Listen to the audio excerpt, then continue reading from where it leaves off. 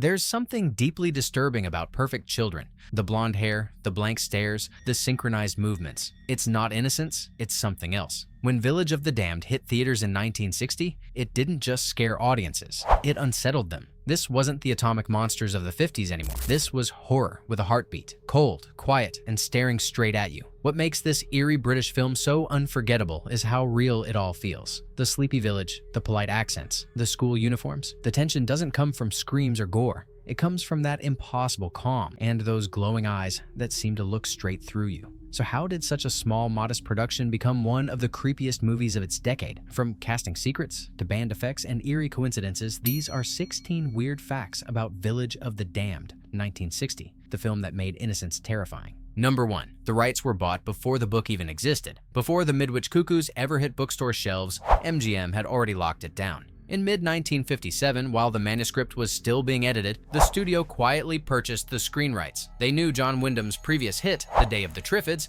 had shocked readers, and they wanted his next nightmare before anyone else could touch it. What's wild is that this kind of pre-publication deal was rare back then. It meant MGM was betting on a story no one had even read, about an English village falling asleep and waking up pregnant. The gamble could have blown up in their face. Instead, it became one of the smartest risks MGM ever took, a cheap buy that led to one of the most haunting sci-fi horrors of the decade. Number 2. The movie was almost made in Hollywood, then everything changed. At first, Village of the Damned wasn't British at all. MGM had planned to shoot it in California, complete with American actors and suburban US settings. But production kept stalling. Studio heads worried that the mystery pregnancies would outrage US censors, and the story's cold, quiet tone didn't fit their usual sci-fi mold. Eventually, the project was shelved, until MGM's British branch decided to pick it up and move it overseas. That single decision changed everything. The setting became a proper English village with cobblestone roads and fog instead of sunshine. The story gained that eerie restraint only British horror could pull off, and the film's mood, polite, isolated, and terrifyingly calm, was born from that switch. If the movie had stayed in Hollywood, it might have ended up loud and flashy, but in Britain, it became something much scarier, believable. Number 3. The director rewrote the entire script in one weekend. When Wolf Rilla got the call to direct Village of the Damned, he read the script and immediately hated it. The version written by Sterling Silliphant, yes, the guy who later wrote In the Heat of the Night, was full of American slang and Hollywood cliches. It didn't sound like a real English village at all. Rilla told producer Ronald Kinnock that if they were going to make this film, they'd need to rewrite everything. So over a single weekend, the two men locked themselves in a room and rewrote the entire screenplay. Start to finish. They stripped out all the fake drama, kept the dread quiet, and gave it a distinctly British chill. Rilla said later that the less they explained, the more terrifying it became. That rushed rewrite, done out of frustration and instinct, ended up defining the whole tone of the movie. Calm dialogue, eerie pacing, and a story that feels like it could actually happen, all born from one frantic weekend. Number 4. The children were chosen for their uncanny sameness. Casting the kids was a nightmare, but not for the reasons you'd think. The production needed a dozen children who looked eerily identical. Same height, same build, same pale skin, and emotionless expressions. It took weeks of auditions to find enough who could pass as a hive-minded group without looking like clones. The makeup team went further, adding faintly powdery skin tones and slick, perfectly brushed hair to make them feel unnaturally clean. Then came the wigs, custom platinum blonde pieces shaped just slightly too round on top, giving each child a subtly alien head silhouette. Under bright lights, the hair almost glowed on its own, so uniform it made viewers uncomfortable without knowing why. The result was hypnotic, a group of perfect little angels that somehow looked wrong. It's one of the simplest tricks in movie history, and one of the most unsettling. Number 5. The glowing eyes were pure camera magic. No CGI, no contacts. That unforgettable shot, the children's eyes lighting up as they used their powers, wasn't done with props or fancy effects. In 1960, there was no digital trickery, so Wolf Rilla's team had to invent a method from scratch. They filmed the kids with their dark natural eyes, then reversed parts of the film in post-production, switching the positive and negative frames to create that burning white-hot glow. It was a nightmare of timing, overlays, and matte work, but the payoff was incredible. In one key scene, they even went further, freezing half of the frame while the other half stayed in motion. That eerie, split-screen effect let one side of the image glow unnaturally, while the rest of the world moved normally, amplifying the supernatural tension without any animation at all. What makes it genius is how invisible it feels. The trick doesn't call attention to itself. It just looks wrong, like something your brain can't quite explain. And that's exactly what makes it terrifying. Number 6.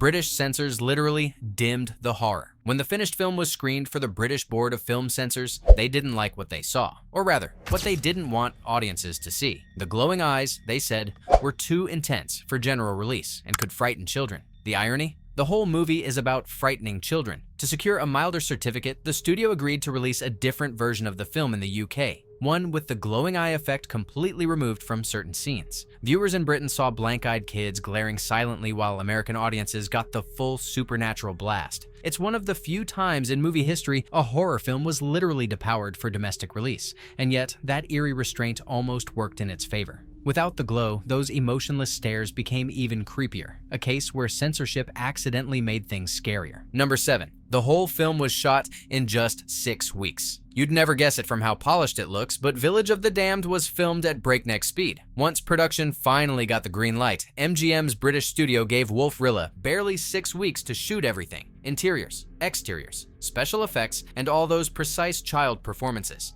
Every day had to run like clockwork. That's part of why the movie feels so tight and focused. There was no time for filler scenes or long explanations. Rilla had to move fast and trust the story's natural tension. The children's scenes were especially tricky since strict labor laws limited how many hours they could work each day. So, the crew often filmed the adults' reaction shots first and dropped the kids in later to save time. Despite the rush, the result looks remarkably composed. The limited schedule forced them to strip the story to its essentials, and somehow, that made it even creepier. If you're still here, congratulations. You've made it through the first half of Village of the Damned's strangest secrets. But trust me, the weirdest ones are still coming. From real-life tragedies to hidden censorship and a chilling coincidence behind the lead actor's casting, it's about to get even darker. So if you're enjoying these eerie behind-the-scenes stories, make sure to hit that subscribe button and ring the bell. It really helps the channel keep digging up these forgotten sci-fi gems. Alright, let's dive back in, because from here on, things get truly unsettling. Number 8. The real Village was almost too perfect. The idyllic setting that gives Village of the Damned its calm before the storm feeling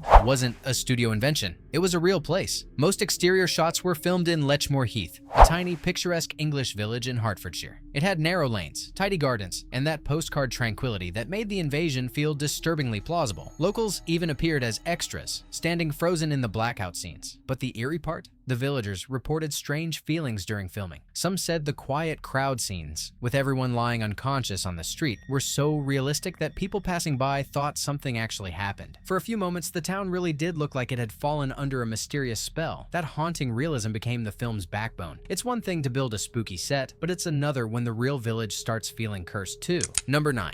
Even the animals weren't safe from the mystery. One of the film's most chilling touches is that the strange blackout doesn't just knock out people, it takes out everything. Birds drop mid-flight, livestock collapse, and even the village's pets fall silent. It's a subtle but horrifying image, nature itself shutting down. Rilla made sure the scene wasn't just a plot point, but a full-body shiver, showing that whatever this force was, it didn't care about life at all. To pull it off, the crew used simple but clever tricks. Stuffed animals stood in for fallen livestock, and trained dogs were coaxed into lying still with treats. Nothing fancy, just eerie stillness and perfect timing. The scene ended up being one of the quietest in the movie, and one of the most unsettling. That moment set the tone for everything that followed. No monsters, no sound, just a lifeless world. Silence became the scariest special effect of all. Number 10. The novel had 58 children. The movie cut it way down. In John Wyndham's original novel, The Midwich Cuckoos, the mysterious phenomenon resulted in 58 identical children being born, an entire classroom's worth of uncanny kids. But when MGM adapted it for film, that number had to shrink fast. Between budget limits, scheduling around child labor laws, and the chaos of directing so many minors, Wolf Rilla decided to focus on a smaller group instead. By keeping the number manageable, the movie could give each child more presence, especially the lead boy, played by Martin Stevens, whose icy stare became legendary. The smaller cluster also made the hive mind dynamic feel tighter and more believable on screen. Sometimes, less really is more. With just a dozen glowing-eyed children instead of 58, the terror suddenly felt personal.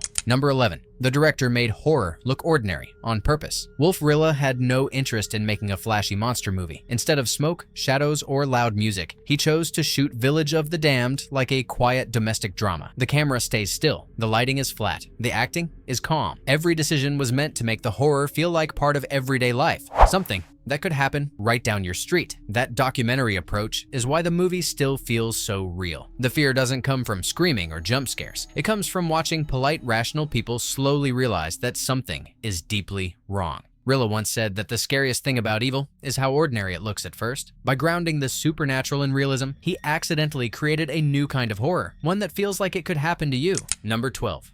The film nearly got banned over the virgin births. When Village of the Damned reached the censorship boards, the controversy wasn't about aliens or violence. It was about pregnancy. The idea that an entire village's women, including unmarried girls, suddenly became pregnant without explanation sent moral watchdogs into a panic. In 1960, that was scandalous territory. Censors demanded rewrites and cuts to tone down what they called the film's indecent implications. Certain lines hinting at infidelity or immorality were removed, and promotional materials avoided mentioning pregnancy altogether. Even the US release was carefully worded to frame the story as a scientific mystery rather than something supernatural or, worse, suggestive. Ironically, those cuts made the story more mysterious. The less they explained, the more audiences whispered about it, and that whispering turned into box office gold. Number 13.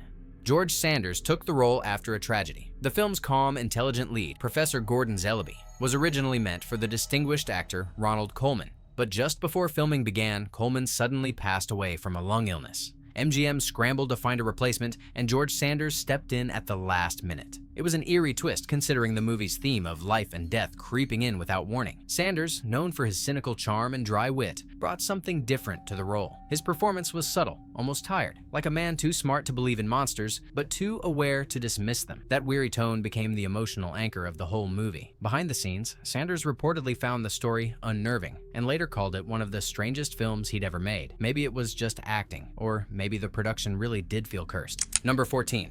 The title was changed to sound more damned. John Wyndham's original novel was called The Midwich Cuckoos, a clever reference to the cuckoo bird that lays its eggs in another bird's nest. Smart, but not exactly terrifying. MGM executives worried that American audiences wouldn't get the metaphor, so they went for something blunter and much darker. They tested several names before landing on Village of the Damned. It had that instant shiver factor, short, sharp, and doom-filled. The word damned gave it a forbidden edge that the Midwich Cuckoos never could, especially for posters and drive-in marquees. It worked. That one word turned a quiet British thriller into a horror brand. Even today, Village of the Damned sounds like a warning you shouldn't ignore. Number 15. It was a sleeper hit that shocked MGM. When Village of the Damned was released, MGM didn't expect much. It was low budget, shot in black and white, and barely promoted outside Britain. The studio treated it like a small curiosity on something to quietly fill a slot on the release calendar. But word of mouth spread fast. Audiences came out of theaters talking about those eyes and that eerie, slow burn tension. In the US, it made several times its modest budget back, and even cracked box office charts against much flashier American productions. Critics were caught off guard too, calling it intelligent horror, at a time when the genre was drowning in rubber monsters and flying saucers. The success was so unexpected that MGM immediately ordered a sequel, Children of the Damned, proving once again that subtle horror often hits harder than spectacle. Number 16. It quietly birthed a whole horror subgenre. Before Village of the Damned, creepy children were background details, not the villains. After it, the idea of blank-faced, inhumanly calm kids became a cinematic obsession. Everything from The Omen to The Bad Seed, The Brood, and even Stranger Things owes a nod to those glowing-eyed Midwich children. The film showed that horror didn't need claws or fangs, just a stare that doesn't blink. Its legacy stretched across decades, influencing writers, directors, and psychologists who studied its unnerving themes of control, conformity, and lost innocence. More than 60 years later, the image of those perfect golden-haired children still burns into pop culture, proof that sometimes the most terrifying monsters wear school uniforms. For a film made on a shoestring budget, Village of the Damned cast a shadow far larger than anyone expected. It didn't need explosions or aliens tearing through cities, just a handful of quiet children and a village too scared to raise its voice. Every frame feels like a warning about how evil doesn't always scream. Sometimes it whispers with perfect manners. It's one of those rare horror films that gets under your skin the longer you think about it. Even after the credits roll, you can't shake those glassy eyes, or the calm way the kids say everything without emotion. It's cold, calculated, and unforgettable. So now the question is, which fact creeped you out the most? Let me know in the comments, and if you love these deep dives into classic sci-fi horror, make sure to subscribe, because next time, we're opening another door in cinema's strangest decade, and what's behind it might be even darker.